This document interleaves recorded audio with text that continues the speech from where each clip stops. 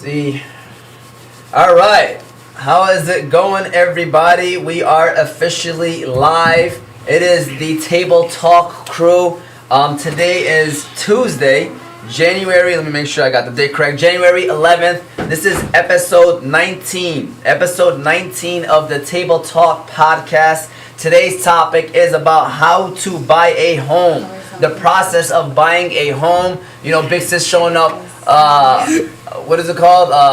Fashionably late. You know how I do. You know the fashionably part is questionable right now. I don't know what she got going on right now. I got Hanley gear on. Oh, okay, my bad. I didn't even know that was Hanley gear.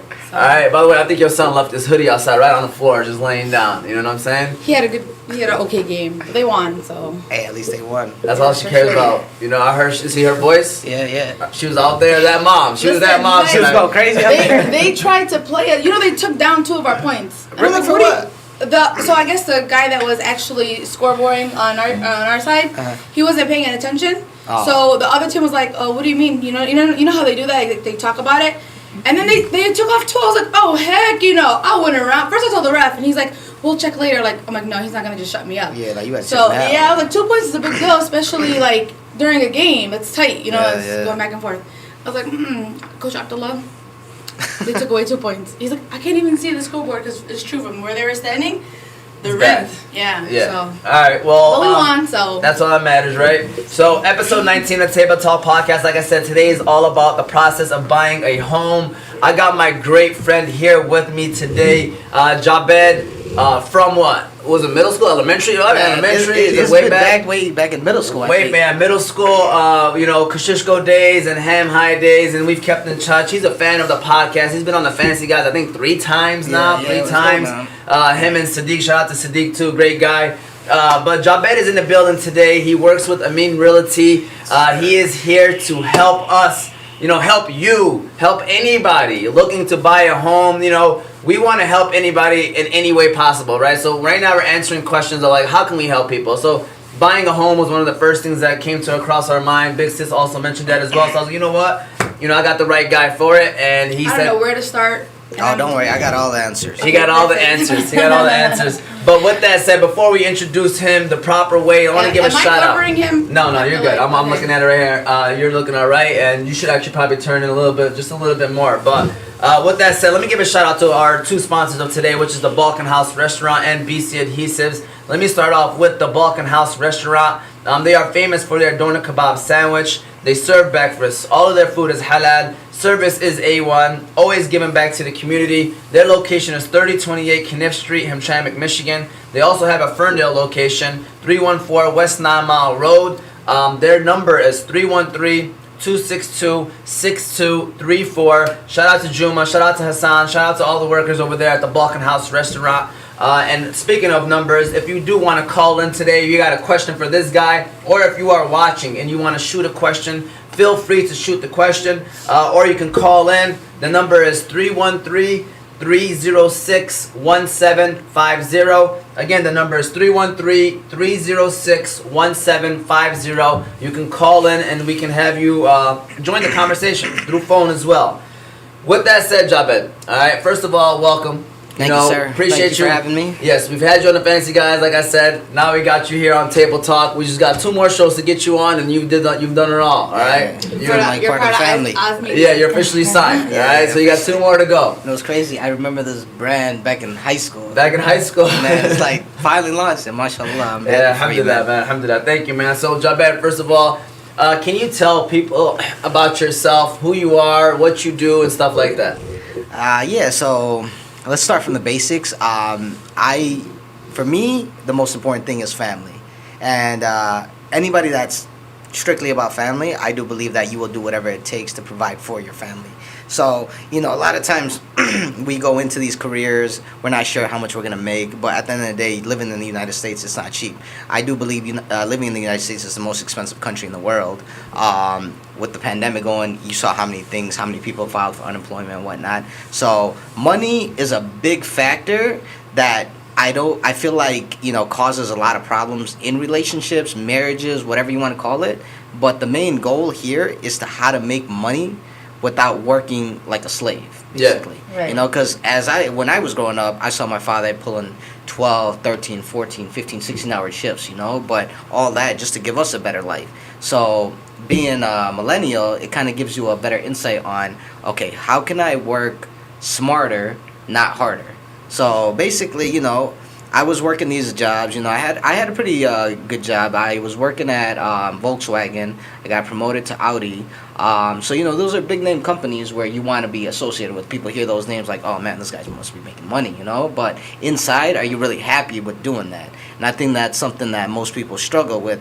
A lot of times they'll do a job just because the money's there. But do you really enjoy that job? I mean, for me, I think it kind of comes with age where I'm 30 right now. I want to say about like 24, 25, I really knew exactly what I wanted.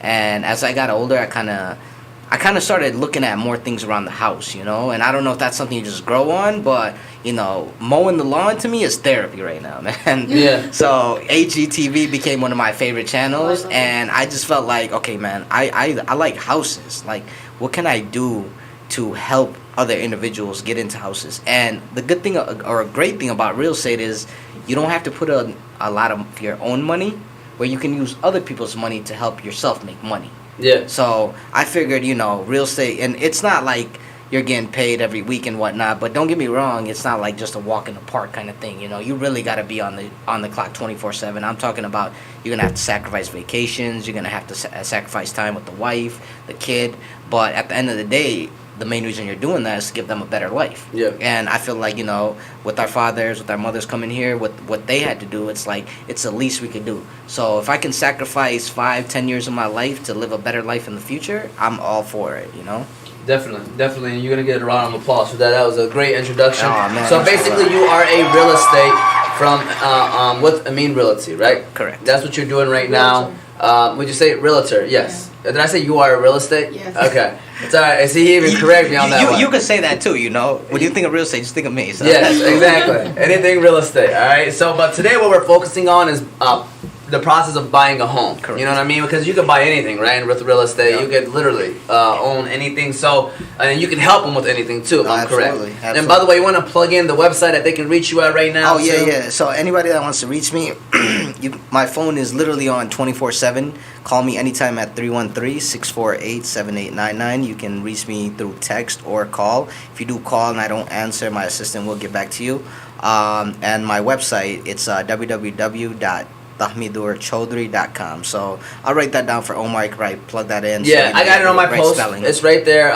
So people that look at the description, it's gonna be in there, and then it'll be at the videos too at the end. So the link, I mean, his website is on there. And over under, how many customers do you plan on getting after this show? Man, I'm hoping I get a lot, bro. I mean, I've seen all them jerseys, so I'm counting one by one. So one jersey at a time. One jersey at a time. All right, so we're ready to get this show on the road, man. I'm happy you're doing this because there's a lot of people out there. I mean, I'm gonna act like anybody or everybody's gonna watch this, but if they ever need to know about how to buy a home, I can now tell them, hey, I can send them the link. Watch this video right here. I appreciate. So that's my goal.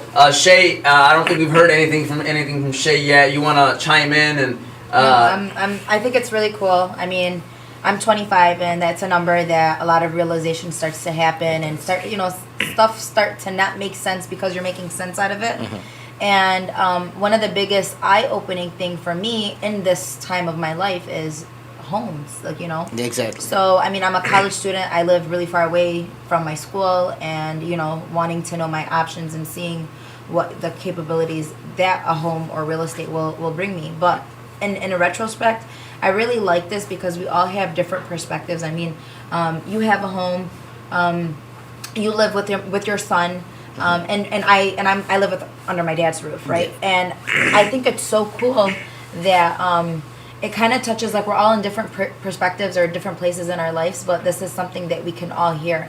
And I urge everybody to listen to this conversation, not just for buying a house, but to expand your knowledge, to hear what people have to say, because honestly, you need to grow. You need to grow as an individual, and knowledge is everything. So I think this is fantastic to just have in anyone and everyone's pocket. I mean, don't get me wrong, I'm not in any place to buy a house, but I do want to know the tea. You know, I want to know the sauce to get it going. I do want to share one thing. So when I first got licensed, it's kind of crazy. You know, we go to school for all these years, but they don't teach you anything about owning a home.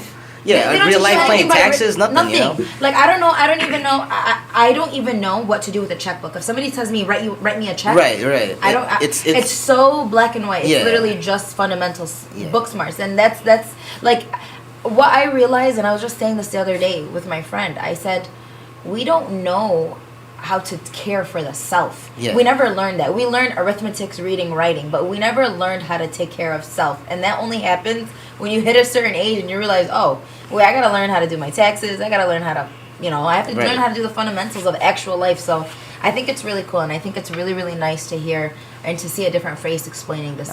For sure. You know, there was actually a saying where I forgot exactly who the person that's quoted it was, but it's like a lot of times our kids may be geniuses at how to use an iPad at 3 years old, but have we really taught them the necessities of life? Can they go out there, grow their own plans, if something was to happen? Can they tie a knot? Can they tie a knot? Can they do this? Tie their shoes? No. They cannot tie their shoes. Yeah. My whole class does not know how to tie their shoes. First graders do not. What are you talking about? I'm the PE teacher. A fifth grader didn't know how to tie their shoes. A fifth grader. I went off on him. I'm not going to lie to you. I went off on him. You better go home and watch a YouTube video. Oh, that's what I do. I tell all my kids that. I tell all my students from kindergarten to whatever. I tell them, go home, look up how to tie your shoes. And I guarantee there's a YouTube video out there. I was like, sit there and watch it. Yeah. That's why honestly I'm excited for conversations like this. And honestly, it's when we have conversations that are a little bit more on the emotional tip where we get into like our feelings and stuff like that. Yeah, it's nice. Yeah, it's stuff that we don't hear about. But stuff like this, our community, like, sorry to say, but we suck. We suck in this department. We don't know how to live. We don't know. We're always in survival mode. And that's something that I talk about a lot. It's like we need to break out of just learning how to survive. We need to learn how to live life, right? 100%. We're in this flight or fight kind of stage in life, and we need to rest and digest. We need to be able to and it's cool. It's cool knowing that there's different outlets and different channels that somebody can do that, I strongly believe in the United States, you have to have more than one source of income. Absolutely. In order to live a life that you actually want. You have to have a second source of income, unless you're like a neurosurgeon or something like that. You know, where you're making $500,000-$600,000 a year, or you're a realtor. That's what I heard. That's what I heard. I know a couple of guys that are making more than doctors. So the money is definitely there. Yeah. It's just a matter of how hard you work. Right. But I think that's what majority of anything. Yeah, for sure. What I honestly wanted to applaud you for is the fact that, yes, doing a job that you're like your own boss in a way is very scary because when you're used to especially getting a check every 2 weeks, you're so afraid to lose that and just believe in yourself. And that's I'll tell you a story where I was really shaken. So when I first got officially licensed, it was about March of 2019. And then can you tell us how to get licensed too? Yeah, absolutely. I'll go into all those details. So I got licensed in March of 2019, but I was also working my other job, just because I needed some money to come in. Yeah. But September 2019, I will not forget the date, September 11, 2019. Oh my freaking God. If you said September 19, I would have, I just got goosebumps because that's the day I had surgery. Oh, really? So that's so crazy. Oh my goodness. So I went in September 11. What are the chances, right? I go in full time, and this is the same year I got married. I got married in June of that same year. So I'm thinking all right, real estate ain't no regular job where I'm gonna get paid next week. It's strictly commission based. So a couple months go by. Luckily I have some money saved up. I'm thinking all right, when am I gonna make my first sale? I'm getting a little worried at this point. So I'm not gonna lie. At one point, I'm thinking to myself, "Damn, did I make the right decision? Did I I'm went into real estate hoping that I can try and accomplish great things, So my first deal ended up actually closing February of 2020, and that's like a couple months, So I was getting pretty worried. Alhamdulillah for my wife, man. She's very patient. She was with me through the whole time, She kept me going, motivated, and all that. So when I first got that first closing. After that, I felt like the ball was just rolling, After that, it was one closing after another. Because once you close that first deal, you get all the confidence in the world. It's like, okay, I got this, I know how to do this. And then the thing is, with every single real estate deal, you'll learn something new. not only will you learn something new, but you learn something new about houses. I mean, I go into houses nowadays, I feel like I'm an inspector. I could tell you, like, oh yeah, your roof needs to be replaced just because of the amount of showings. And a lot of clients, they work on houses and whatnot, so they already know what this needs to be replaced. So a lot of times you go in there as a realtor, you pick up these kind of things, and then you kind of apply that to a future buyer, let them know, give them a heads up, give your professional advice, honestly. Yeah. But yeah, man, I've learned a lot. I've been licensed about it's going on 3 years now, but in that 3 years, I probably learned more than I've ever learned in school about any kind of real estate or anything. Anything. Yeah. Yeah. Just want to just quickly just mention the people that are commenting. Khalid always saying best show on Tuesday night. Appreciate Caltrey. And then my wife said shout out to Mr. Rostek because one of the few teachers that we learned something in there. And then what did he teach again? I forgot what was his topic. He was at elective. We just chilled there. Yeah, it was a computer class. Yeah, it was a computer class. I forgot what it was. Did you guys, marketing. Were you guys a part of Dolphin City or no? I don't know if you went. Did you go to Dolphin City? No, I didn't. I went to West. Oh. Hey, man. Hey, hold on. I hate when they talk about 6 Mile and Amsterdam. At least we had a gym. We had a gym. Holbrook didn't have a gym. We had a gym. Dickinson's was that crab gym. No, we had a crab gym. Yeah. Well, you had that playground though. So with me saying Dolphin City, they taught us how. So like the top kids from each 5th grade class stayed after school, and basically we ran Dolphin City. So we had a judge, we had a mayor, we had shops, and she showed us how to do checking and checks and all that good stuff. So you guys had like a Utopia City kind of thing. Literally in the gym, like, and then her husband built like the storefronts, like. It was. You guys had your own currency and all that. Literally everything. We had something like that similar. No, man. Man. Stay away from us, man. You don't think it's the East Side all day. Man, I don't know. East is all still around, right? Yeah, West shut down like 10 times. No, already. West is those the porta potties or the porta potties. No, I just try to throw a shot at things to us, but. I'm sorry. Go ahead. No. I just want to say, like, schools that have that, they lost it. They don't do that anymore. We don't do it anymore. We're not teaching them, like, how real life. Yeah. And I feel like the education system right now, the way it is, it's keeping the poor people poor, and it's keeping the rich people rich. The rich. Yeah. They're keeping so much away from us, like, for us not to understand. It's a distraction. They're distracting us with the reading, writing, and arithmetic. Because listen, I was the type of person, and I still am, with the mentality of working harder or working smarter, not harder, right? Mm-hmm. And I took the avenue of school because I would rather exercise my brain rather than exercise my physical body, and then that being the smarter mechanism for me, right? But in retrospect, you realize that like they literally are distracting you with all of this fluff stuff to keep you away on how to better self, to how to better you as the individual. They don't teach you how to make sure that you're good and how to save money. Like or stocks. Nothing. Come on, teach us something about stocks. Yeah, that should be another show. Yeah, I want to know about LLCs. I want to know about how to build a business. I want to and then what's crazy is if you are the random 1, 2, 3 individuals, when I went to Fortson and the finance classes and like those random elective classes, they were filled with the people that really didn't take school serious. Yeah. So it had that look. Yeah. So finance and business classes were just like, oh no, why are you taking business? Like, oh, did you fail? Or oh, you're with the senior, the super seniors, or you know what I mean? So it kind of had that notion to it. So again, now I'm 25 and I'm just like, man, I have so much to learn. Let me ask all you guys a question. If you could go back, I know you guys are from MSU. Yes. Now, if someone offered you I could make you a 6-figure income without going to school, would you still go to school? See, that's a tough question for me.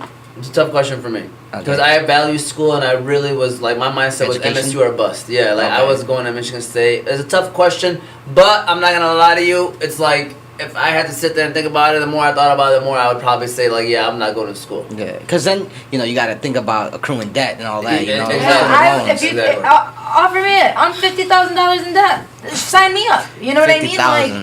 Like where do I do that at? Like it's sad. It's sad that we're in a notion that we're trying to do better from what we see from our families, and we're doing the best we can, but. And this is why I have an issue with when we say we're doing the best we can, because is it really the best you can do? So you're telling me you're okay with the capability and you think that the capability that you are is your best? I don't think so. Yeah. You know what I mean? So be careful with when you're telling yourself, I'm doing the best that I can, or I'm trying my best and stuff, because is that the best? Because honestly, that's the worst. It doesn't get, you're doing what you're doing. Right. So The times have changed. yeah, 100%. definitely. When we were when we were in high school or whatever, we thought college was the way to go. If you don't go to college, you're not gonna get a good job. You're not gonna have a good life. There wasn't, and like nowadays, there's jobs that make millions of dollars and you really don't need a college degree. You don't. Marketing's on Instagram now, literally. I mean, you I know? know. You heard about that kid who made a couple YouTube videos and made like $28 million a year. Yeah, with the toys. Yeah. It's ridiculous. Opening toys. Yeah. Unbelievable. Yeah. Like, I anyways, subscribe. I'm sorry. Let's get back. My daughter subscribed. we had to watch my man. What's his name again? I don't know his name. They got anyways. what's his name? Omar and Hannah. Yeah. So Yusuf Dabit said Dickinson is the best school. My man is GEE all the way. I don't know what you're talking about this. All right, Yusuf, stay there. And then it's Jabed Choudhury. Oh, that's my wife. Oh, shout out to the wifeys in the building. All right. Shout out to Dickinson East as well. We got both wifeys in the building right now. All right. Hey, you know what's crazy? I know this is a side note. Hey, she actually went to Dickinson East too. She was telling me about that dolphin crap. Dolphin City? Yeah, Dolphin City.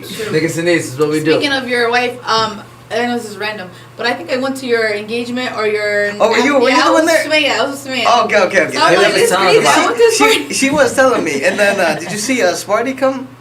No, I didn't go to your wedding. I went to your engagement. Oh, It was a party before. I don't know what it was exactly. Gotcha. But It's I was usually a with plus all one. women. Yeah. Yeah. No, it was mixed. But it was a smaller one. It wasn't at the wedding. It was something else. Okay. I don't know if it was. Because I know she engagement or told me whatever. one of the cousins came to the wedding actually. Yeah. Yeah.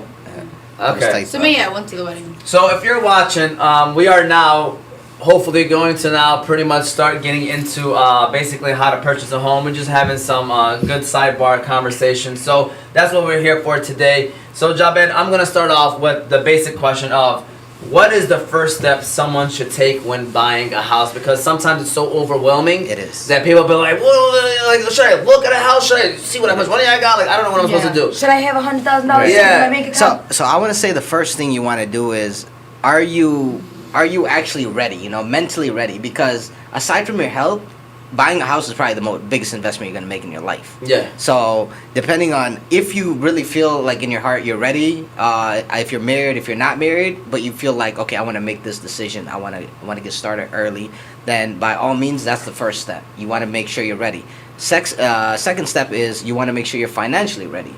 And now that depends, if you're buying it for a primary residence, if you're buying it for yourself, you want to stay there, your family wants to stay there, or if you're buying as an investment to get another source of cash flow, then, the prices differ. Now, if you're buying it for yourself, there's plenty of programs where minimum down payment is 5%. There's a couple different types of loans that you can acquire. I'll touch on all three actually. The first one is conventional, the most basic one. Usually that's for people that have a pretty decent income. Majority of loans, they require you to have a minimum of a 640 credit score. I've seen a few that pulled over 620, but usually with the higher credit score, the better the interest rate kind of thing. Yeah. The better package overall. Okay, and then I know you're gonna break this down on the three, but like reiterating the one that's the best no interest loop. Nope. We're gonna get into. I don't know if you want to get into that now because we are gonna have you got a questions question about that later. Yeah. So we're gonna talk about that. So I guess the first step you said basically being ready. You want to be mentally ready to be moved, and then the next. Okay, go ahead. What were you about to say though? No, I was gonna say because it's a big move. Like you're putting a lot of money down. You're officially owning a piece of property in the United States of America, so a lot of paperwork comes in there. When you go buy a new car or something, or you lease a car, you sign like 30, 40 documents. When you're buying a house, it's like double that. Yeah. So your hand's gonna be hurting by the end of it. But yeah, I would say as long as you're mentally ready, you're financially ready, and you're ready to actually go out there and feel like, okay, I'm ready for this responsibility, then by all means, then I would recommend, okay, now it's time to get you pre-approved. And then if you get pre-approved, the next first step, I guess, would be location, right? Then you should start looking. So that depends on you. Now, the most important aspect when you're buying a house, you do want to consider location. Me, for example, since I'm in the field, I do all my research. For example, if I'm buying in an area, I want to see 5 years down the line, are they planning on doing anything here? You know, like for example, the River Rouge area. You saw that area. It's all factories. Marathon owns half of it, so there's no houses around that area. And if there is, chances are you're probably breathing in some kind of chemicals, and it's not good for you. Horrible. Yeah, it's bad. So they have one restaurant open there that I actually used to manage, and that's the only restaurant still available. But they only do carry out right now. But location is a big factor. I would say number one on the list. So location, because you obviously want to, down the line, you're not going to be probably staying at the same house forever. So you want to consider resale value. So you want to make sure you're in a good area where a lot of people in. For example, Hamtramck, man, when we were there, it was pretty diverse, you know? Now you go there, 80% Bengalis, you know, or no, 50% Bengalis, 50% Yemenis. It's just like, it's very diverse right now. 99.9% Muslim. Yeah, pretty much, you know. So when everybody comes back from their country, first place they're gonna feel comfortable is probably Hamtramck, you know, Hamtramck, Dearborn, somewhere where they're welcome. Yeah. So those are kind of things that you want to look at when you're buying a house, especially if you're a first-time home buyer. And then also for first-time home buyers, they have a lot of programs, you know, and this is where you want to shop around with lenders, you know. I have a couple lenders where, for example, if you buy in the city or... what is a lender? A lender is basically someone that loans you the amount that you're trying to purchase off of that. But in order to get pre-approved, they do look at three main things, which is your last 2 years of tax returns, your most recent pay stubs. It might be the last month or two, depending on, you know, how the COVID situation is playing out. And then usually they run your credit score. Like I mentioned before, the better the credit score, the better the package you'll get. Right. So those are the main things they kind of run it off. But as long as you have a good income and your credit may not be super high, let's say you're making $150,000 a year, but your credit's at like 680 or something, you know, it's not above 700. That will supersede it because they know you can afford that house that you're putting in the bid for. Yeah. So those are some few minor things. But a lender overall, they're the ones that handle majority of your loan. They're gonna see if this house, like let's say you do find a house that you like, you put in an offer, you get the offer accepted. They're the ones that's gonna come run an appraisal, you know, order the appraisal to see if the house is actually worth that amount that you're putting down for it. So three things you said. You said location. And then you said so basically in your perspective, what are the three most important things to you if you want to buy a house? Look at it in that perspective. Okay, so I like the fact that you said also to look at reselling, because the biggest thing that I feel like when people don't buy a house is they're just looking at the actual house. Oh, is it a nice house? But they're not looking at the stuff that are surrounding the house. For example, like Dearborn, I mean, I'm from Dearborn, and I have a lot of friends from all over the different cities, and we get a lot of smack. Like, oh, Dearborn this, oh, you guys think you're this, oh, this. But then I took a step back and not looking at the people per se, but the actual city. We have universities, we have a mall, we have a Kroger and a Walmart and a Target. And y'all do a good job with cleaning the roads. Not y'all, I could say Dearborn does a great job with like road. I'm serious. You like, guys have all the places in the world to eat. So my thing is like I like that, and not only that, Dearborn Public School, it's a good school district. It is. And so for like looking for a home, I mean like right now 25. I mean looking for a home. I'm not necessarily. I don't really care for like school districts or stuff, but that's something that I need to like consider down the line. Because of that reselling point. Exactly.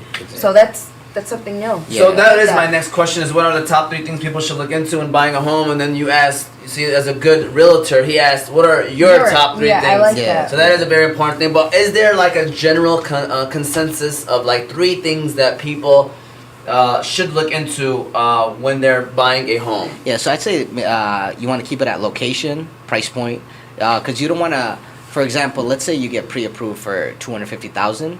You don't want to go spend the whole $250,000 on one house, you know, because then you're not taking into consideration closing costs. You're not taking into consideration, you know, if the house needs any kind of repairs and whatnot, you know. So I would say try to keep a little bit of a wiggle room where in case the house does need some work and the appraisal comes back at a reasonable value, you know, you have some money to play around with. So that's a big thing that I tell a lot of my clients, you know, like, don't try to spend the whole thing. Unless you got other money saved up, you know, by all means, you want the house, go for it. There was another thing that you said. You said your credit score and then the amount of money can surpass your credit score. So, for example, if I have a low credit score, like coming right out of college, right? My score is horrible. My loans ate it all up. So, but like I'm a nurse in a sense, so I'm making generated income. That will outweigh the credit score? Well, it depends what your credit score is. Like, you Okay. can't be like 400, yeah. 500. Okay. You got to be at least in a specific guideline. Got Now, Michigan, they do offer a number of programs. There's something called MISHDA, and what that is, they give you a specific down payment assistance towards your house, especially if you're a first-time home I was buyer. gonna ask, is it for only first time? Only first-time home buyers. So if you have a house in your name, like your dad owned multiple houses and you put one in your name, you wouldn't qualify for that. Oh. So get that off your name ASAP, you know? Okay, wait. That's a good point because I know a lot of people that have lot. So a lot of Yemeni, I mean, our families, we have like the oldest son, the dad would put it under his name. Right, exactly. So he would not qualify as a first. He would not qualify as first at home. all ever. Well, until he gets his name off of that. But then how would that be his first home? Because basically, a lot of times when they do transfer the name over, they'll do it through something called a quitclaim deed, where you're basically selling the property to them for like $1 or something of some numerical value. Okay. But technically, he hasn't owned the house. Got it. Okay. Great point. So number 1 is location. Number 2, you said, is getting. So yeah, location was number 1. Number 2 was just basically finding overall, like, it depends where you're looking also, like school district wise. I don't know how important that is. I know with your son. Yes. So, you know, you may want to, if you want to look in a better school district. Like, for example, I'll give you my personal situation. My son actually just turned 5 months today. So thank you, brothers. So what's it called? I kind of started looking at things a little bit different. You know, when you have a child, it's like, okay, I want the best for my child. You know, I want him to have the best education and whatnot. So originally I was looking in Warren, and you know, I look at a lot of things like taxes and whatnot. You know, what do these cover? You know, property taxes, and a lot of times property taxes you want to pay attention to because they rise every year. Now, if I'm staying in Warren and then the property taxes are higher in Warren, why wouldn't I go to Sterling Heights if I can afford it and pay $30,000 more, where I get a better school district, I get lower property taxes, and I'm in a safer neighborhood? So it's like a lot of those things you want to consider, but in the end, I think it ultimately matters like what the person really wants. You know, do they want to stay around family? Like if you have let's say your mother-in-law stays in Warren, you know, she has nobody to look out after her, you know, it may not be your ideal location, but at that specific time, you may want to just stay by her just because she has someone next to her. So it differs from each person, I'd say. Yeah, so that's great answers. I like them all. And I got a quick question from you, just so maybe people, just in case they're wondering. So let's say somebody had a bad credit score, and they're only making 40 grand a year. They have no chance of buying a house. They do. So the first thing I would recommend them to do is find someone that can help improve their credit. I know you see a lot of these commercials with like Equifax or downloading these apps, and they automatically boost your credit. It doesn't. It doesn't? It doesn't. If anything, it may lower your credit. I fall for every scheme ever. I swear to God, my So goodness. there's actually a lot of This is why you guys need to watch this episode. Okay. So there's actually a lot of individuals that will help improve your credit. And a good way to do that is, for example, if you have a credit card, what they recommend is paying it twice in 1 month. That way, like, so I have a car note, and you know it's interest accruing. So I'm paying like $150, $200 extra on top of my regular monthly payment. So with the little few calculations, I realized, okay, if I pay this in the middle of the month, and then I pay it at the end of the month, I accrue no interest. So basically, you know, a lot of those kind of things you want to just look around, because you're finding the loopholes. Yeah, I'm trying to find the loopholes, because you know, if you go to a dealership, they're never going to tell you these things. They're going to be like, oh yeah, you got to pay that, you know, and then chances are you're paying way more than you should have. Yeah. So it's a lot of that you can apply to houses as well, you know. Yeah. Where it's just kind of like look at every single detail, because like I mentioned, this is one of the biggest investments you will make in your life. So try to save as much money as you can. And I mean that with everything, you know, with the title agency you go with the realtor you go with the lender you go with. Because a lot of times lenders, they charge something called an origination fee, which is like an application fee, where they can actually run your credit, do this, do that, you know, get permission from you to get these specific documents.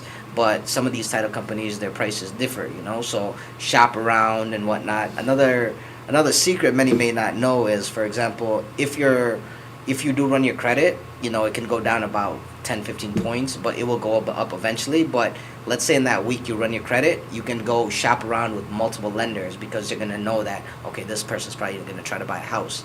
And a big thing that you do want to remember, now let's say this year you're trying to buy a house, make sure you mention to your accountant, hey, listen, man, I want to buy a house this year. I want to get a mortgage. So that way he implements it into your taxes. Yeah. So that way, you're going to be probably paying back some taxes, but if you're a 1099 worker like myself, then it kind of doesn't put you in a hole, because if I say I'm not trying to buy a house, I deduct all my expenses, then it shows me technically as I'm in the debt. I don't have any income.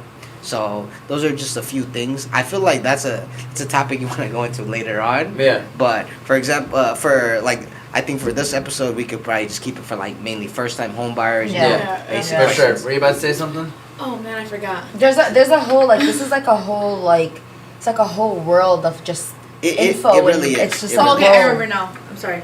I heard another way to boost up your credit score is to only use, if you have a card limit, if you have a credit card and you have a card limit, never go above half. Always make sure you pay it off. Never go above half. So another Right? thing you could do is let's say you have a credit limit of $500. When I was a student, I got a Capital One student card for $500, and I was spending about $300 on it, but at the end of the month I was paying the entire balance off. So after about 2-3 billing cycles, they realized, okay, he's making the payments, he's spending. They increase your credit line. Yeah. Maxed out on every single credit card I own. Girl. My heart is beating 50 miles per hour right now. We can't live the life that we want. We have to live the life that we are currently in. I feel like a lot of us want to do that. You know what I'm saying? No, 100%. I think it's really cool knowing that there are, because I know one of the biggest things with real estate and housing and business and all of that stuff is, and I know it's going to be a question about that whole interest stuff, and he's mentioning it now in so many words, but loopholes. Find the loophole. He just said something that if you pay half of what you owe, then the interest isn't acquired. So, I didn't know. I didn't know that if there was a loophole, the interest doesn't come. What's crazy is so my friend, for example, he was so bored the other day, his sink was leaking, and you call out any kind of handyman, they're probably going to charge you $500, $200. Yeah, $500, just to replace your faucet. Yeah. So he started YouTubing a few videos and whatnot, got it done under for $80.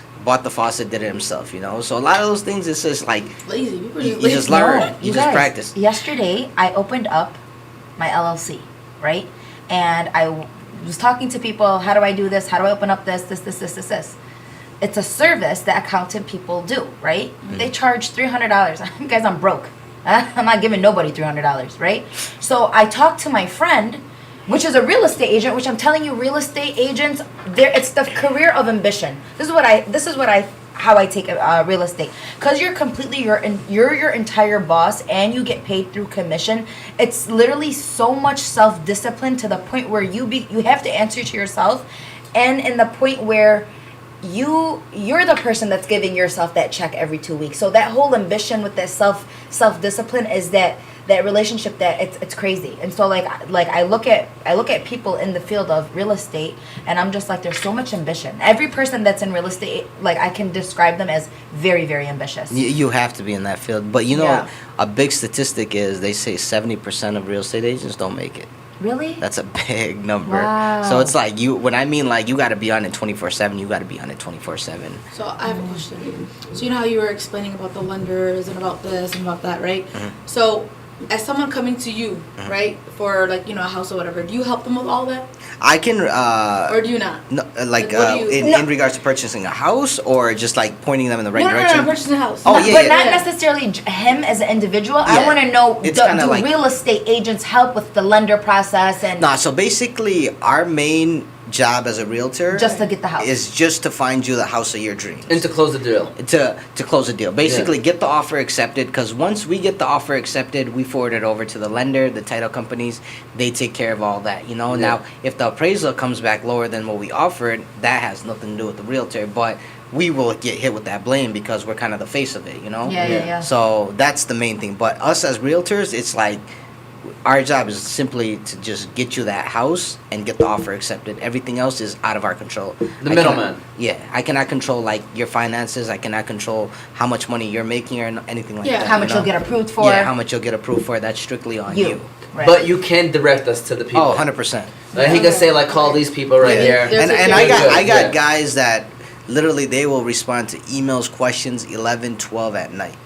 So Wow. it's like those are the types of guys you want. You were saying like be careful because they might, you know how you were saying. Yeah. I mean, a lot of companies. companies, you know, because a lot of first time home buyers, you know, believe it or not, they don't know exactly, you know, what they're purchasing, you know, what this fee is or what this fee is. Or when you So- said a whole, you're signing all these papers, I'd be like, what's this one? Yeah. you don't have time to read. Man, I ain't gonna lie to you, I was in there. there doing this every Yeah, just single one. not- And Stop. signing your life away. Yeah, huh? they're like, your life is gonna depend on this house. I'm like, oh, okay, that's cool.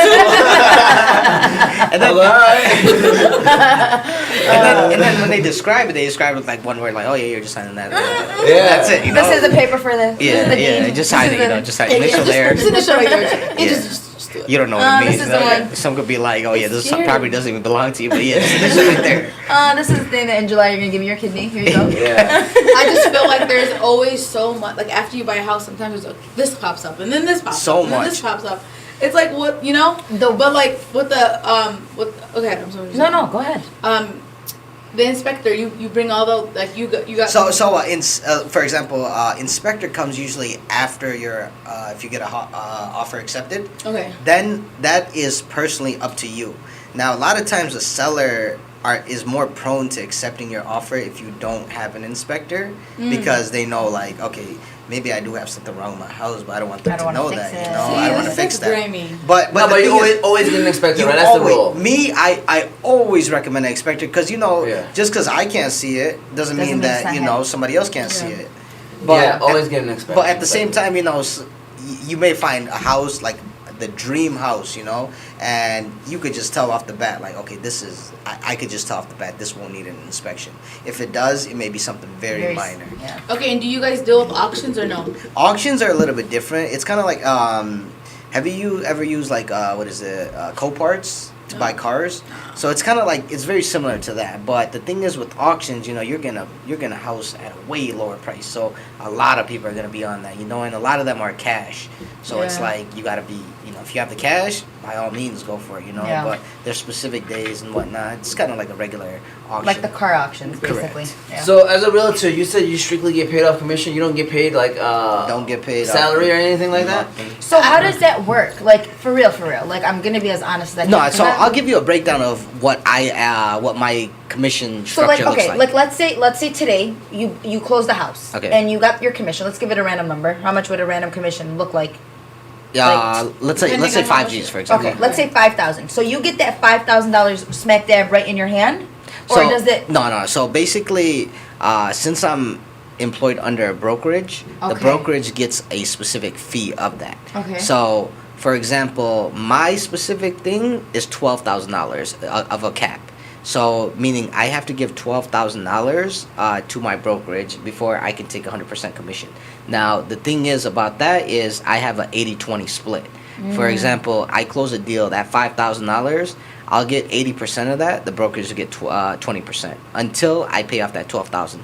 Once I pay off that 12,000, 100% you eat commission. everything. Correct. Oh, okay. That's Mm, fine. interesting. And that's the limit that the agency has. Every agency's different. Every agency is different. Okay. Like for example, Keller Williams, I've heard their cap is like 20,000, and then you get a 60-40 split. So realistically, you're working your tail off, and you're not really making much, you know. So Interesting. But you would choosing a brokerage- recommend being part of a broker, right? I would recommend definitely For the beginning in the way. shopping or talking to a couple different brokers, seeing what they can offer you. Is the hours like a normal job? Like It, eight- not at you all. know. No? Not at Yeah. all. No. Like so you don't have an 8 to 5 I every do- day?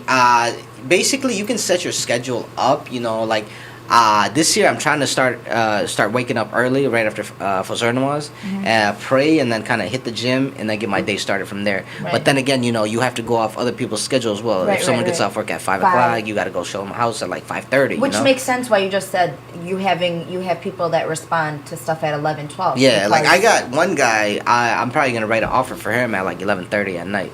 But it's like for me, I don't mind it because it's like the harder you work, the more results you'll see. So, but the nice thing is you do set your own schedule and whatnot to an extent. But I would take that any day over, you know, working a 9 to 5. And I'm not knocking anyone that works a 9 to 5, you know, but it's just like at least I get to go home at the end of the day, see my family, come home multiple times throughout the day to see my family and whatnot, eat, do this, go to the gym in the middle of a, you know, if it's slow at work. So now let me ask you, did you buy your first home after you became a real estate agent? I did not. So the thing is, we actually were all staying together, me and my whole family. Okay. And then we actually moved into a bigger house. And we actually sold that one, and alhamdulillah, we were able to profit enough with that to pay off our other house. So right now, I'm in the process of looking for a house, but if you look at the house prices, it's like you don't even want to look at the house prices. So you don't recommend buying right now? The thing is, it's different because originally in 2019, because I heard first-time home buyers, this is the market to buy. This is.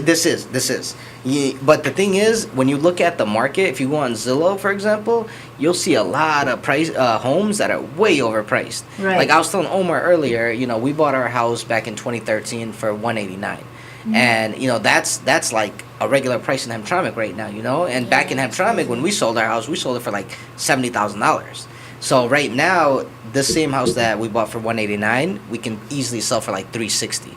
So the prices have gone up tremendously, and that's because of COVID also playing a role. You know, a lot of people just got unemployment. You know, you got the child tax credit and whatnot. So people got money, man. Like PPE. I didn't get any of that. And the thing is, like, for example, I know one guy. Why not?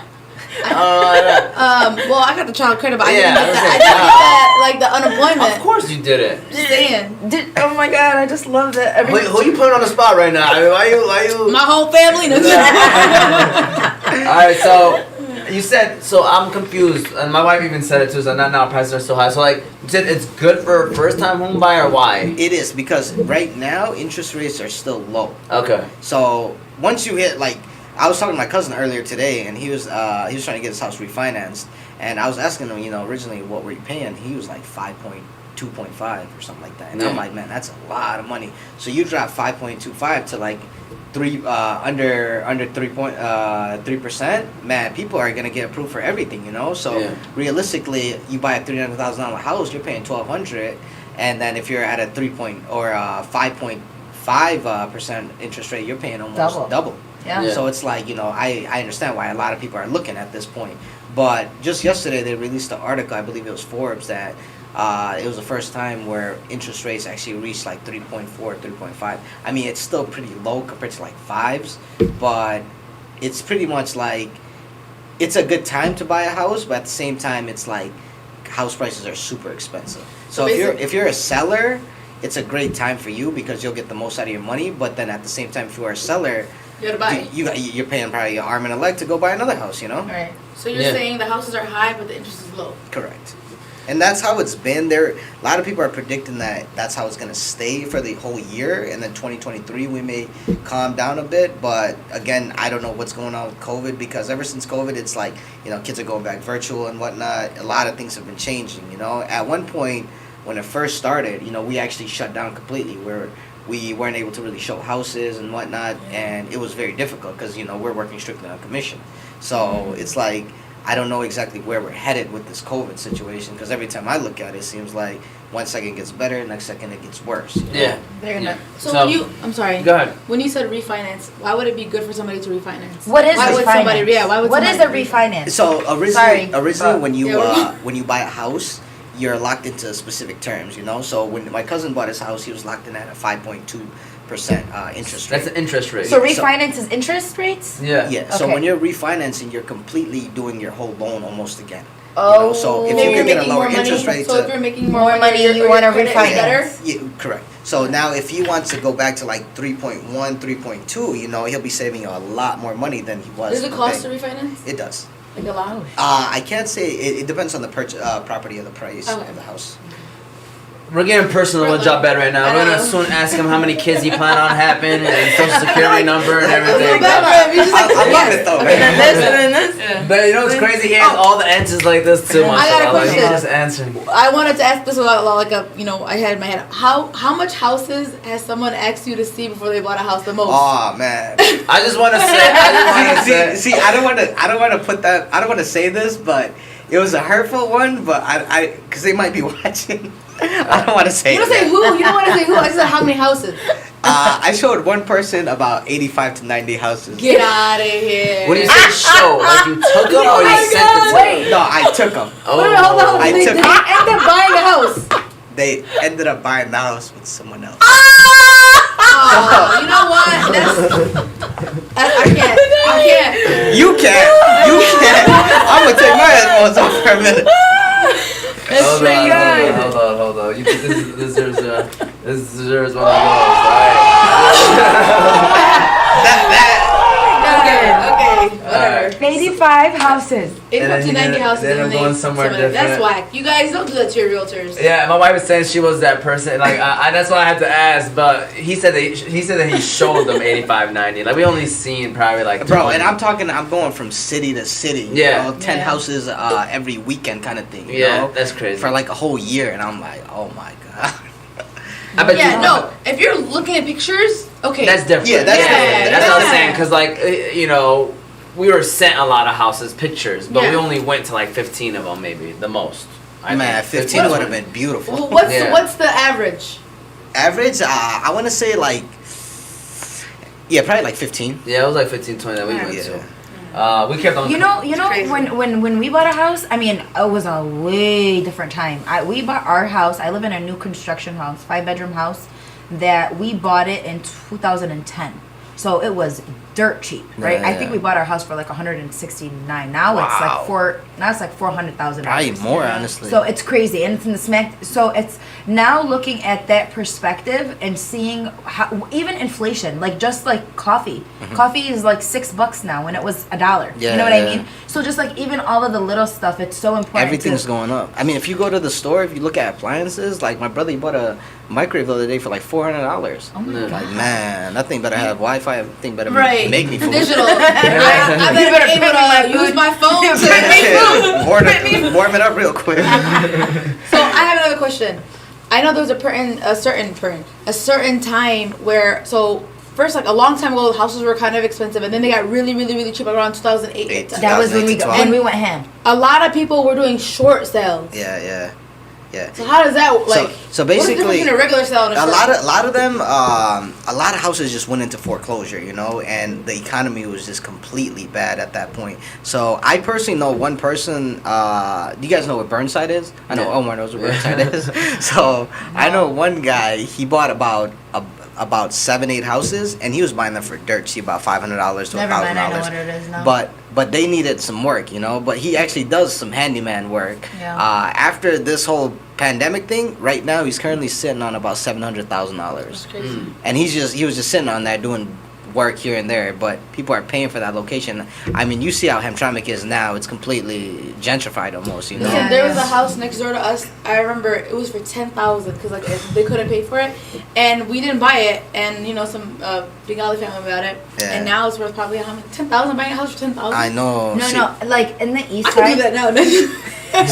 See, back in 2008, we were like sophomores. I didn't have any money I was like a that. senior. You know? So- Yeah, I but like was it makes you honestly. What I learned about being alive in these times is when you have an opportunity like that and you don't take it, and then years later when you're asking yourself like, why didn't I take it? It was because you didn't take it. That's literally it. It's 'Cause literally it. the Wasn't same meant for thing, you. same kind of situation that happened to us like a few years ago when the economy was still very high.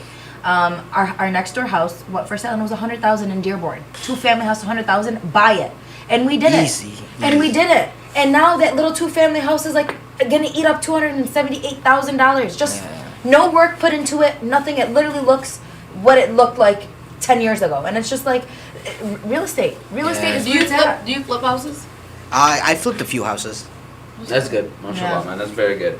So you kind of talked about financing, right? Do you want to touch on anything else about financing? I know you guys had some questions about Islamic financing. Yeah, we're Yeah. gonna get into that. But I was gonna say if there was somebody trying to buy a house, you said 5% was the minimum. So like, how Well, much would you there's- recommend them putting down? Oh, that's a good one. So usually, depends how much you really want the house, you know. Like for example, I've had one client, you know, it was a big expensive house, like $700,000-800,000 house, and they put down $300,000. So that's a big amount, you know. Yeah. And then their deposit EMD was about $20,000. So you know, the EMD is the only thing you can actually lose, you know, if you back out of the deal last minute for no reason, you know. Yeah. And $20,000 is like just nothing, you know. Yeah. So going back to your question, I would say mainly like what do you want to say? 20%. No, 20% is more like for an investment, you know. Okay. But minimum, I would say there's programs you could do 3%, but I would say 5%. Anything above 5%, you're pretty good. Okay. Like any listing agent will see your offer and be like, okay, if you're a conventional offer and you're above 5%, you're in the clear. Okay. Yeah. So 5% of the house cost. Yeah. Now, if you really like a house and if you have the capacity to put down more, obviously, you know, go for it because you know your monthly mortgage payment will be lower. You're putting it into your. That's what we did. I know when we bought our house, my dad was on like and that's why I'm really excited for you to talk about the Islamic interest part because my dad, that's the one thing he wanted to avoid at all costs was interest. So we borrowed money from everybody that we knew so we can put that amount, and we paid for our house cash. Yeah. So we didn't ever deal with interest, nothing. Right. So I mean, alhamdulillah for that. That's a big thing for a lot of Muslims, you know. Yeah. They don't I mean, I feel like interest. that's what like I'm afraid of is because I don't want to deal with interest.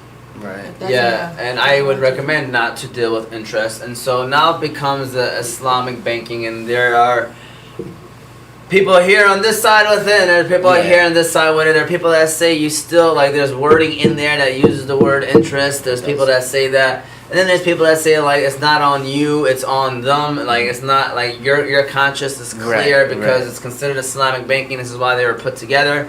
So it's not really you that's making that decision. So that's what I'm going to say. If you can give an example, I would say, let's say you go out to eat somewhere and you eat halal meat only, you know? If someone advertises it's halal, you're taking their word for it, right? Exactly. So it's like, does the sin fall on you if it's not halal? No. You're going based off your intention, right? Yeah. So it's very similar when it comes to Islamic loans. Now, the easiest way I can break it down is, for example, let's say you buy a house, okay?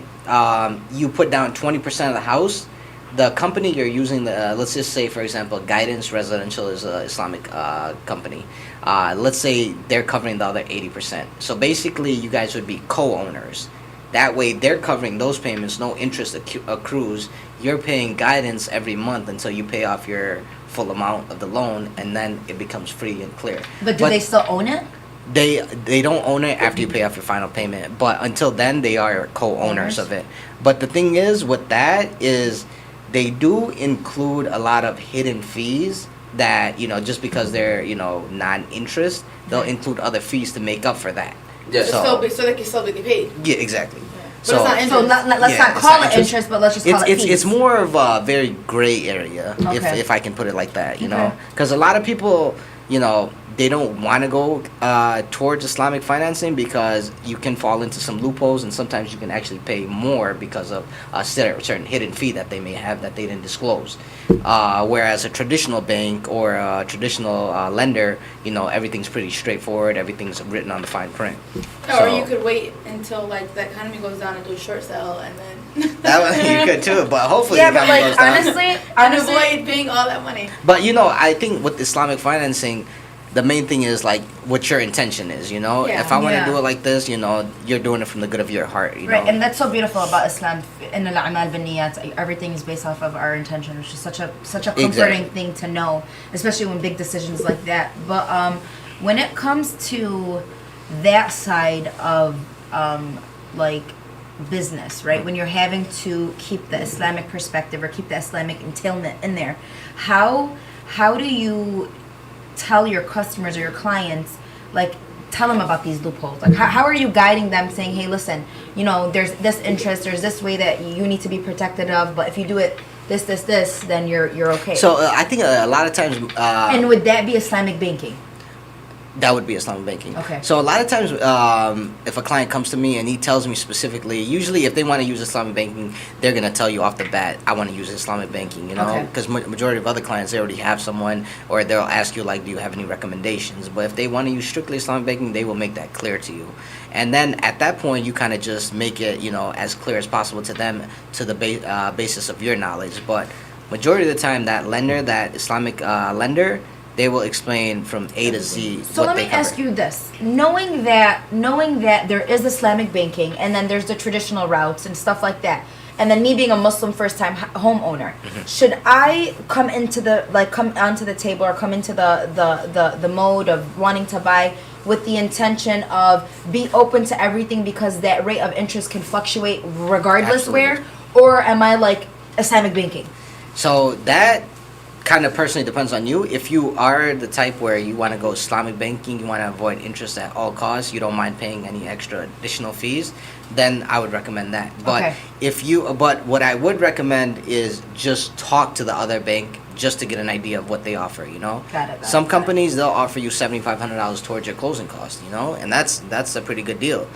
Because that's like $7,500 you don't have to pay back. That's going towards your closing costs. So chances are you could show up to closing with only a couple $1,000s and you'll be good to go. So I personally recommend talking to as many lenders as you can. I personally work with 2 guys that I really recommend, and the only reason I work with them is because their work ethic is amazing. They'll reply to you. They'll get you pre-approved. They'll get you, like if I was to send a pre-approval for you right now, he'd get it approved by 10 o'clock.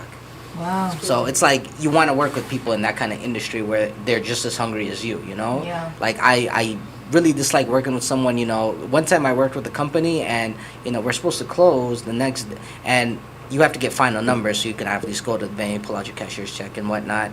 I got final closing numbers 30 minutes before closing. Oh my god. Wow. And it was like, it wasn't just a matter of $100. It was like $4,000 difference. Oh, So it was wow. like, you know, I don't like that communication. At least give me the Something. numbers ahead of time, 24 hours, 48 Because then you hours. gotta call them and be like, Yeah. hey. Because then you don't. Because once you reschedule a closing, then everything changes. You know, your interest rate may change. You know, And it 'cause all interest rates falls on change you every day. guys. Like, it all falls on we you get guys. all the blame. Like, if We you're didn't not have up anything at to do. midnight to get that lender text to, like, let the...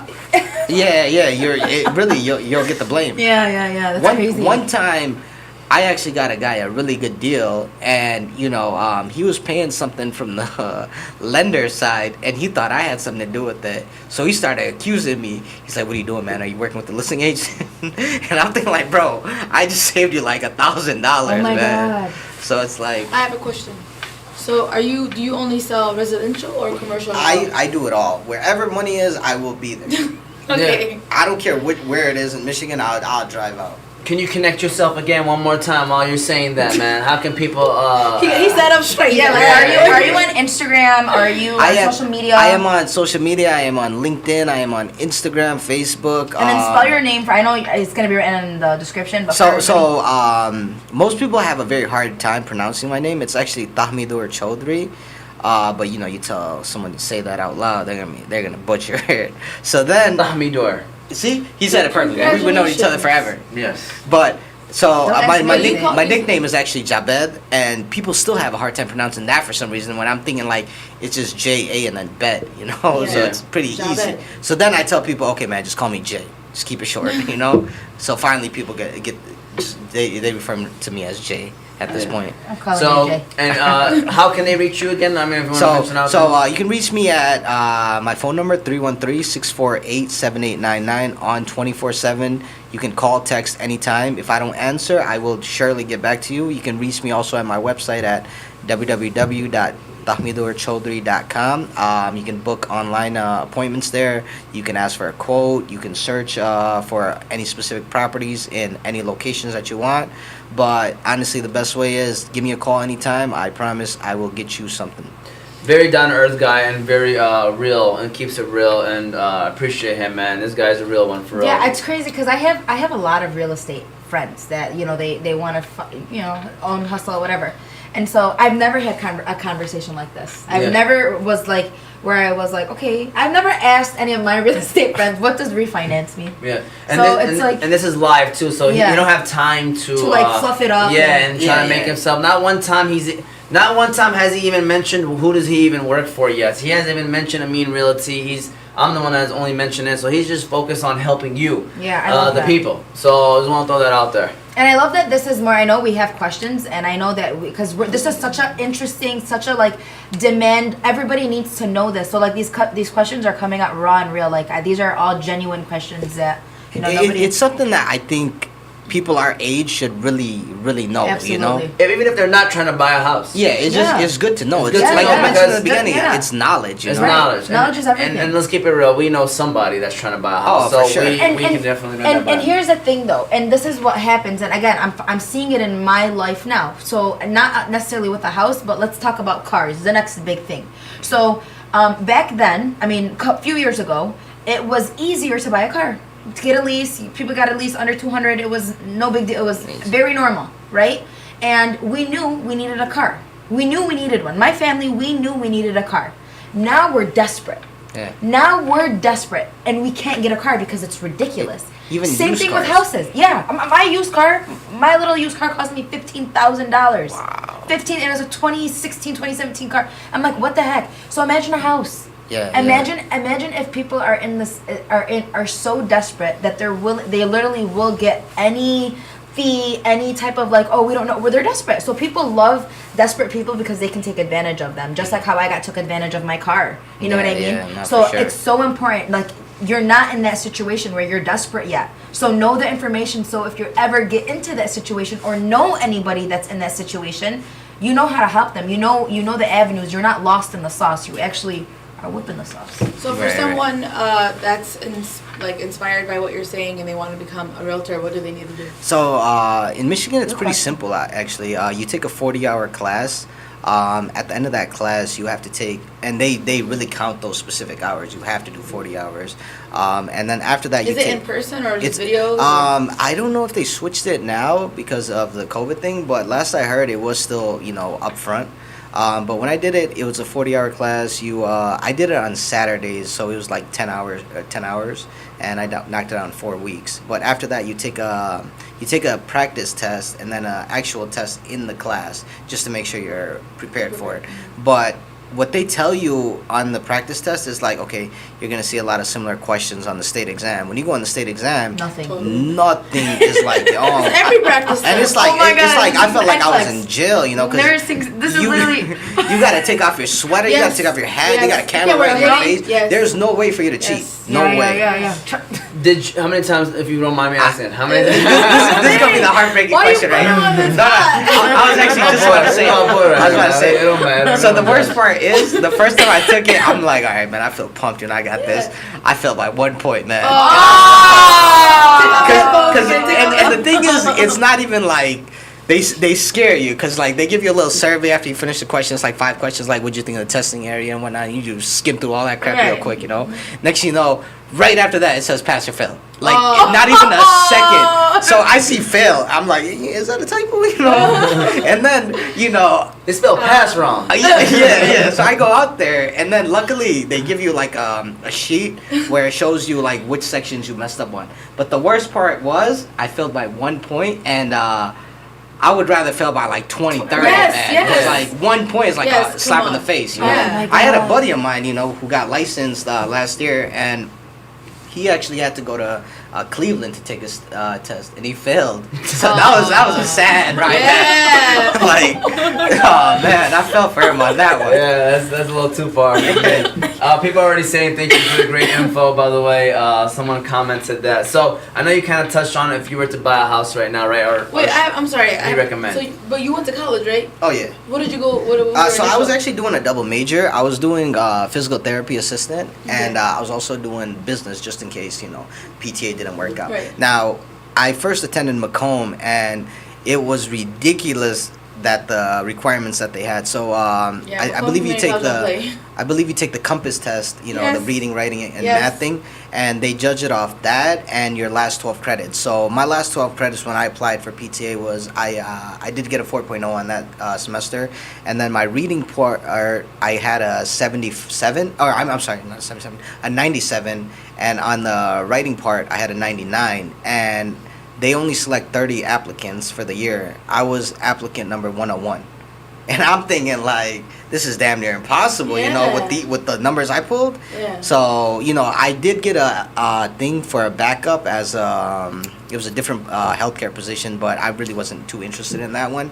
So I figured instead of wasting time, let me at least go finish this up, you know, and then later on down the line. Honestly, not to defend. I mean, I'm a health student, so PTA, physical therapy, is one of the most ridiculous programs to get into. It is. It's ridiculous. Like my brother switched out, and my brother does CrossFit. He competes for CrossFit. Yeah. So PT was like just a natural whim for him. Yeah. He literally switched out and is doing full-time nursing now because of how ridiculous. See, I honestly wish I almost went into nursing, you know, because male nurses actually are getting paid more they're more in demand, you know. Yeah, it's crazy. Yeah, it's ridiculous. But that just literally happened to me where I failed by a point. Yeah. And a math where I had to like start doing my rotation. So that's when I'm like, oh, that just happened. That's the worst. But you know, like the way I look at it, you know, everything happens for a reason. Because I didn't get into PTA for a reason. I went to you know, Walsh. I graduated from Walsh College.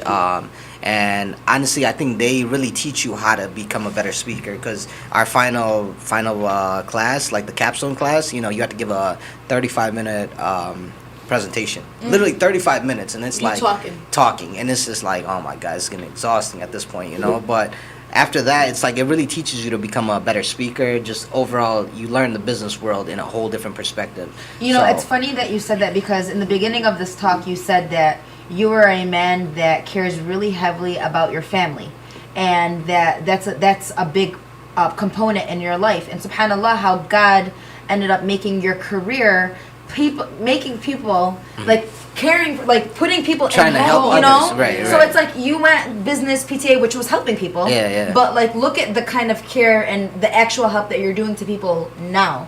So it's again like, pick your career wisely. And honestly, it's a great feeling, you know, when you actually help someone find a house that they really, really want. Right. It's a feeling of satisfaction. It's rewarding for sure. Yeah. Like their faces. You can actually go home feeling like good, you know, unlike a car salesman, like. And there's nothing better than getting your own keys to your house, like. Yeah, like your own place. Man, I got my own keys to my room. Yeah. And by the way, I was gonna say two things. Number one, recommendation. If I were to give a recommendation, it would be if you can buy out the house outright, like your dad did. As much as it's annoying, that is the best route to go, just so you don't incur interest. Right. When did you buy your house? 2020. Okay. May. And then the second one would be. Here's a better question: would you buy it with Omar? First of all, I got licensed. I'm just I was licensed. Yeah. And I was. We started doing it in January of 2020. We started looking in January of 2020. So. You know, I was still, you know, I was new. Yeah. No, I was new. I'm just messing. I know, but what I was gonna tell you is that I'm gonna have people who's gonna see you on the show and they're gonna be mad at me for picking you. But I'm not gonna lie to you. At the end of the day, you know, I've known this guy the longest. Out of everybody. So you said first one you would recommend buying it out. Okay. I know you. It's tough, and you know. Yeah. So basically, you don't want people to judge you because you're asking people to money, but I'm telling you. Because, you know, interest is one of the biggest cut-off things in the world. Yeah, it's as long as that is. Interest. So, then the second thing I would recommend is Islamic Banking, obviously. You recommend Islamic Banking? I would recommend it the second thing, even though if you were to talk to someone, they would tell you that there's no difference. Some people will tell you there's no difference between that and that. But at least clarity-wise, you know. It's not. That's what I'm just throwing it out there. This is just my personal thing. Then the other thing I just wanted to say is you were talking about recommending buying a house in this market. So like even if you're not a first time home buyer, just in general, like keep it real right now. Do you recommend buying a house right now in this market? I think if you find the right deal, because there's always some deals out there, but in this market, man, cash is king. And you know, in the whole United States, inventory or prices have gone up, you know. So that's why a lot of times you have New York buyers coming over here, you know, they're paying $1 million for 1,200 square feet, you know. Over here, they're $400,000 will give them like a $5,000 square feet house, you know. Yes. So that kind of kills the situation and the lack of inventory that we have in the market. And I think that's due to because people realize if I sell my house, I don't want to pay another $300,000-$400,000 for another house that I want to, you know. So people are probably just gonna wait it out. But what I can't seem to figure out, man, and if any other agent can figure out, is back when COVID first started. Everybody was like, oh man, these prices are starting to go up. I'm going to wait till next year. Maybe they'll go down. Next year comes around, $100,000 more you're paying. Next year comes around, now it's even higher. It's another $100,000 higher. So it's like, when does it end, you know? And I feel like until COVID goes away, you can't really put a timetable or a time frame on what's going to happen. But one thing I can guarantee is as long as the interest rates keep rising, you won't have as much competition because people simply cannot afford it. And you will see a lot of houses come back on foreclosure because when they were buying it, going $30,000-$40,000 above asking price to buy a house, you know that damn well they cannot afford that because their payments are going to be like well over $2,500, $3,000, and you're living in like 14 Mile in Warren, you know? Yeah. So it's like you're going to see a lot of houses come back on market, and I think that might be the time where the summer is going to be really busy. Okay, I got a question before you jump because this is a cool one in a sense. Up and coming cities that you're working in that you see nice houses. What are like up and coming cities in Michigan that you're like, you know what? No, don't say that one out loud. You guys didn't hear that one. That's my hidden city. I love that city. Ferndale is such a beautiful it's community. the only city in the U.S. In Michigan that made like the top 10. Yeah, I love the community in Ferndale. One of my teachers lives in Ferndale, and we did like this event. It's a nice city. Yeah, I was like, that's crazy that you said that. So like, is the east side of Michigan more up and coming, poppin' rather than the? Because I'm seeing a lot more like advancements on the east side rather than the west side of Michigan. Because I'm from the west. Yeah. I'm from the west. So Livonia, West Bloomfield, like those are my nice cities. But the east side would be Troy, Sterling Heights. But those are the people that are doing stuff. Yeah. Like you have a lot of new construction homes being built over there, and then just in general, like the prices for those houses are going crazy. You know, like I mainly work out of Macomb County, and it's like it's crazy. You know, you have a new house or let's say for example a nice house come on the market, you'll have at least like 30 offers on it. Oh wow. It's ridiculously competitive over there. But I'm hearing the same thing in Dearborn too. You know? Dearborn is ridiculous, but Dearborn. it's always been. Do you sell as well? You buy and sell? Yeah. Okay.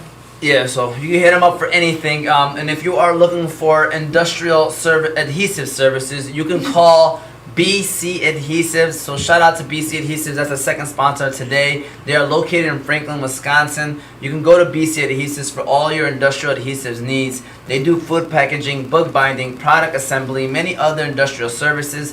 So if you are in need of adhesives for your business or having trouble with your current adhesives applications, you can contact them by phone 1-888-679-9825 or by website www.bcadhesives.com. Shout out to Matt, Terry, Ed, Jake, and everybody over there. I see Jabed out there. There you go. The cards are coming out. I got it. You got to, man. For sure, man. We appreciate you. All about support. Yes, we will leave that. I'm gonna leave that on the table until all the cards go away. I would have brought more, man, but I brought my wife's car, so it's like this is official too, man. I see y'all, man. I'm actually. Oh wait, look at the back, you guys. Let me see. Look at the back. When I sell one of those, I'm taking everybody out. Do you live there? Ah, man, one day, inshallah. Inshallah, it's a beautiful picture right here of my man Jabed, and the background of this photo, really very nice. So, can you say your name one more time? Tahmidor. Tahmidor? He's manifesting. Like when I Yes. sell Is this one the of wedding? these- So Is it's kind of like if you just say Tahmid, Tahmid? and then you just add the UR. Tahmidor? Yeah, there you go, perfect. And UR is like, it's a Bengali thing. It means kind of like son of. Okay. Oh, so what does Tahmid mean? That's just Alhamdulillah. yeah. Right? I think in Bengali culture it means like light, like son of light or something like that. Oh, nice. Okay. Tahmidor. All right. Well, son of lights. Can you give us some final final words? Overall, wrap it up.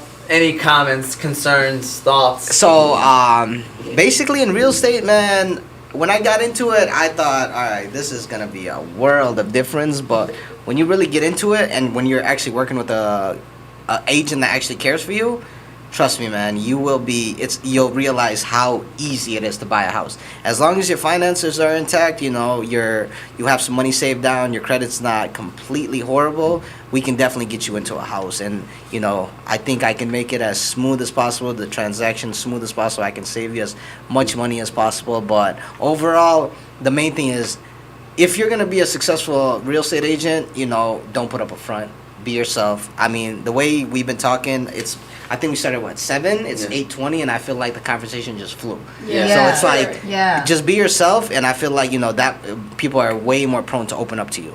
I'm not even gonna lie. When Ahmad sent us this conversation that we were gonna talk about it today, I was just like, oh, like okay.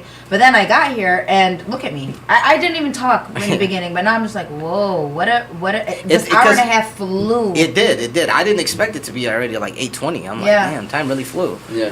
But it's like with real estate, it's Real estate. it's a whole other time. I appreciate that. Yeah, the crowd. I'm sorry. The crowd is giving you a round of applause. Nice. But go ahead. I appreciate you guys. Yeah. But no, other than that, man, it's really not that hard. It's just a matter of communication, getting some education on it.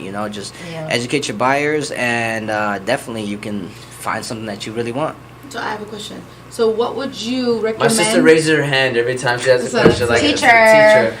What would you recommend someone that's interested in buying a house, but before they even talk to a realtor, what should they do? Before they even Get your money right.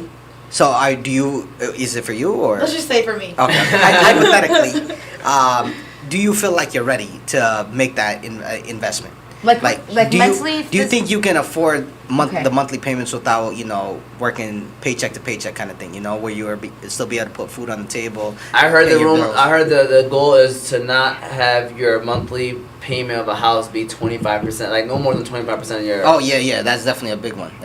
No more than 25% of your income. Yeah. Your That payment. Yeah. So if you feel like you're in that category where I can afford this, I can do this, it helps tremendously if you have like 2 people in the house working. So that way it doesn't fall all on one person, because especially with kids, all kinds of things can come up and whatnot. Or if you have 2 jobs. If you have 2 jobs, but it's like, if you feel like you're personally ready, definitely I would say move on it. The least you could do is at least get pre-approved. If nothing changes in your income, they usually mark it for 90 days until it expires. But if nothing changes in your income and you're still working the same job, all you gotta do is make a call to your lender and he'll just increase it for another 3 months. So at the least you have an idea. pre-approval is 3 months. It's normally 3 months, but like I mentioned, if nothing changes in your income and you're still working, you just extend it again. Nice. And they don't have to run your credit or anything like that. So that's a big thing, because let's say you are looking at houses, you see something you like, you already have a pre-approval, you can move on it instantly, Yep. There we go. How fast was your fastest deal?